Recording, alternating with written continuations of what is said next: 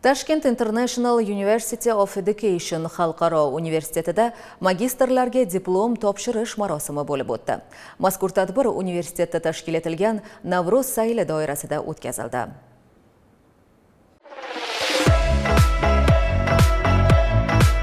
Toshkent xalqaro ta'lim universitetida bugun haqiqiy bayram shukuhi hukm surmoqda. Navro'z sayli munosabati bilan universitet hududida qator ma'rifiy va ijtimoiy tadbirlar tashkil etildi. Xususan, bayram doirasida o'tkazilgan bo'shish o'rinlari yarmarkasi yoshlarni munosib ish bilan ta'minlashga xizmat qilgan bo'lsa, kitob yarmarkasi esa talabalarning ma'naviyatini yuksaltirishga qaratildi. Talabalarimiz ota-onalarini ushbu saylga taklif etganmiz. Turli xil guruhlar o'zlari uchun turli davlatlarni taomlarini tayyorlashgan.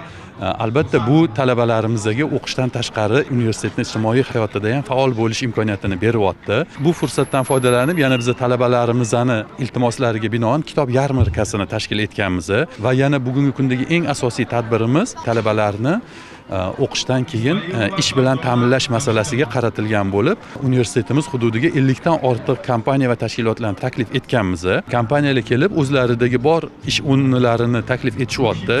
Bugungi kunda universitet 1000 dan ortiq izlanuvchan, iqtidorli va maqsadli yoshlarni jamlagan. Har yili ta'lim muassasasi tomonidan yuqori akademik ko'rsatkichlarga erishgan faol talabalarga ta'lim grantlari ajratiladi. Bu yil ham ana shunday imkoniyat qariyb 50 nafar talabaga nasib etdi. Shu kuni universitet hayotida yana bir ahamiyatli voqea qayd etildi. Ya'ni magistratura yo'nalishida tahsil olgan ilk bitiruvchilarga tantanali diplom topshirish marosimi bo'lib o'tdi. Bu esa ta'lim dargohining yana bir yutug'i sifatida alohida e'tiborga loyiq. Bu juda ham bir eng hayajonli damlar deb hisoblasak bo'ladi. Bugungi kunda shu Toshkent xalqaro ta'lim universiteti shu bakalavr yo'nalishi hamda magistratura yo'nalishi bo'yicha to'liq standartlarga mos ta'lim tizimi joriy qildi desak bo'ladi. Toshkent xalqaro ta'lim universitetida mana 2 yillik magistratura yo'nalishida ta'lim oldik. Albatta bu 2 yil davomida juda ham ko'p ma'lumotlarni o'rgandik. Bizning data science yo'nalishimiz bo'yicha magistratura bosqich bitiruvchilari nomidan, o'zimning nomimdan shu universitet rahbariyatiga, universitetda faoliyat yuritayotgan barcha ustozlarga, domlalarga chin minnatdorchiligimizni bildirmoqchimiz. Chunki biz bu universitetda birinchi qaldirg'ochlari bo'ldik magistratura yo'nalishida va biz magistrlar shunaqa bizga imkoniyat berilgandan, shunaqa birinchi qaldirg'ochlari qatorida magistratura ta'limini tamomlayotganimizdan juda ham xursandmiz va bundan faxrlanamiz.